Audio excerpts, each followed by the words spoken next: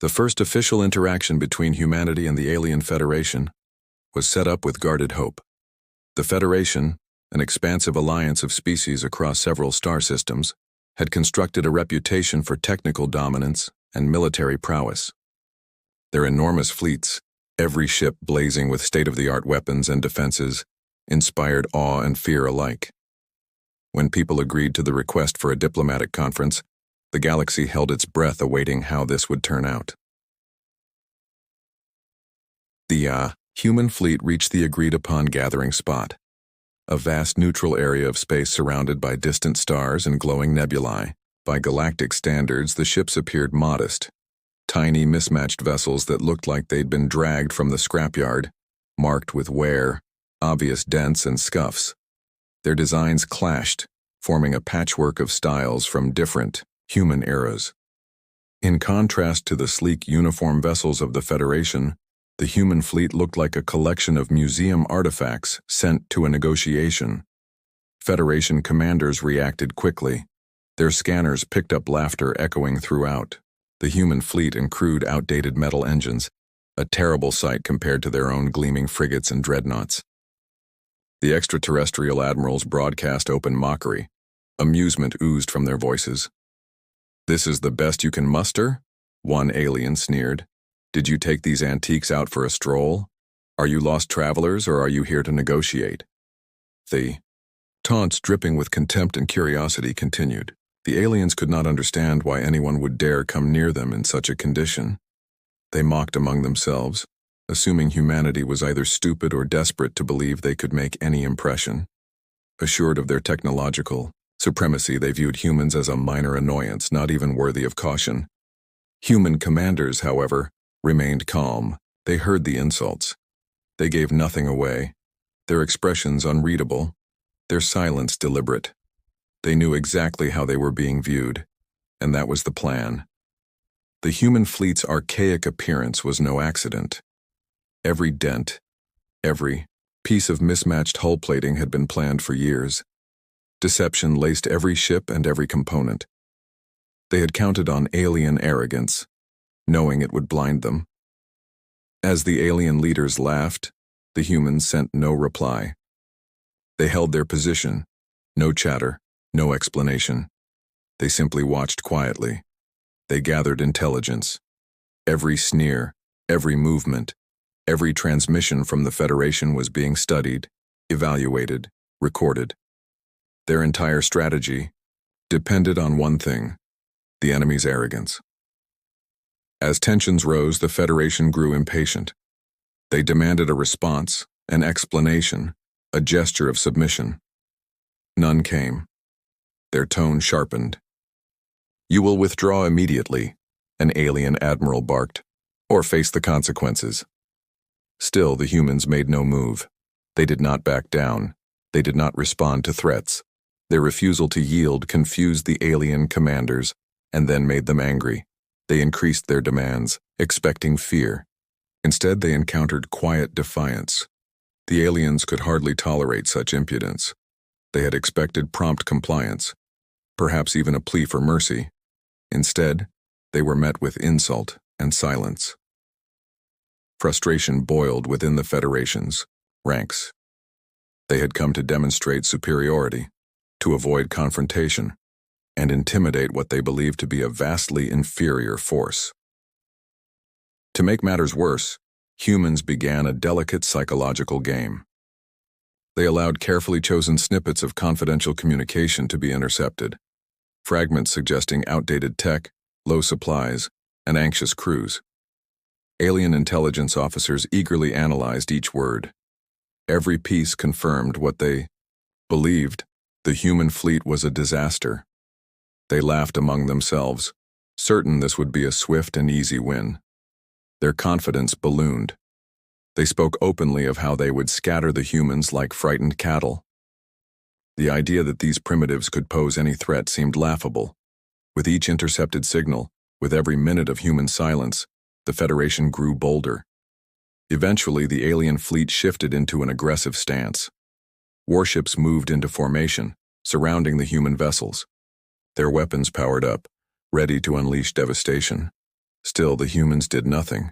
They made no aggressive moves, no threats, no transmissions, just quiet. To the aliens it looked like resignation, as if the humans knew their fate and were simply awaiting death. The Federation fleet drew closer. The moment had come. The first volley of beams and torpedoes lit up the void, tearing through space toward the seemingly helpless human ships.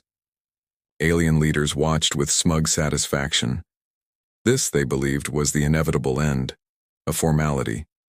But then something strange happened. The humans didn't flinch. No evasive maneuvers, no panicked chatter, just eerie silence. Suddenly, translucent, shields shimmered to life around the human vessels. They absorbed the incoming fire, bending light itself. Alien volleys impacted harmlessly, fading against an unexpected defense system. Then came the real surprise. Stealth systems activated. Several human ships simply vanished. Confusion swept through the alien ranks. Their sensors couldn't adapt. Their enemy, once so visible, so laughable, was now invisible and unreadable. And then the facade dropped. From beneath corroded hulls and false plating, missile pods emerged. Compartments opened, revealing advanced energy cannons and railguns. The wise ancient fleet erupted into motion. Precise, rapid, terrifyingly efficient. Every ship had been a Trojan horse, and the trap was now sprung. Maneuvers that went against all expectation. A second volley, believed to be known by the aliens, originated with humans this time, destroying the extraterrestrial with surgical strikes' precision. Commanders were seldom able to respond. They suffered severe damage to their forward ranks.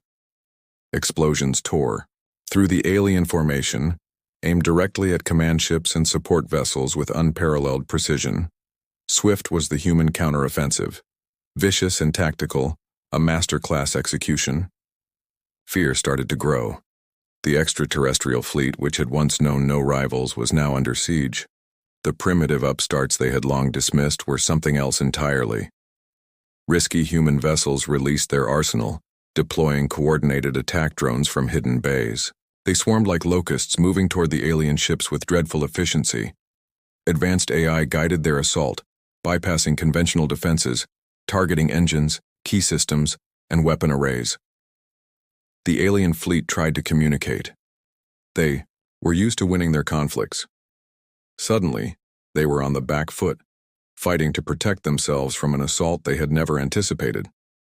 AI-guided weapons targeted crucial fleet routes, unpredictable, too accurate to counter. Railguns fired bullets, ripping through armor like paper. Energy cannons focused on shield generators, causing them to overload in coordinated waves. The human attack's accuracy was astonishing. Every strike landed exactly where it would hurt the alien command most. Their support vessels began to falter. The very foundation of their fleet was now crumbling. Commanders, once so confident, realized too late they had been misled into a trap. They were rapidly losing. Orders flew across communication channels, attempts to reorganize and form a new line of defense. But even their comms were jammed. Their strategies, meant to defeat a lesser adversary, left them unprotected and exposed. The humans had foreseen their every move. Panic set in.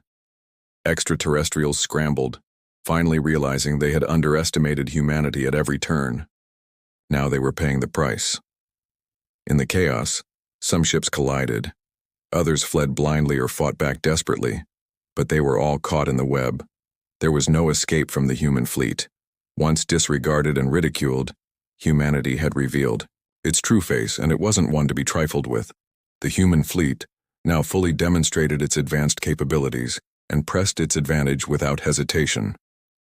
The aliens were still in shock and trembling from the first counterattack, already being overtaken by the unrelenting humans. Every human maneuver was designed to exploit weaknesses. Cloaked ships moved with lethal accuracy, striking from impossible angles. Electronic warfare devices jammed the enemy. Orders were lost mid-transmission. Chaos. Alien ships were cut off from one another, and the once meticulous alien strategy collapsed at a staggering pace. Admirals screamed commands, trying to plan a retreat. But the humans had moved quickly, cutting off escape routes like a scalpel through flesh. The alien blade, once dominant, was now dulled and confused, outwitted at every turn. Their mighty fleet began to collapse. Desperate alien admirals needed a win, something to restore their pride. In one last-ditch effort, they commanded all remaining vessels to target the human flagship. If they could destroy the command craft, maybe, just maybe, they could salvage a sliver of victory. They unleashed everything. But the humans were prepared.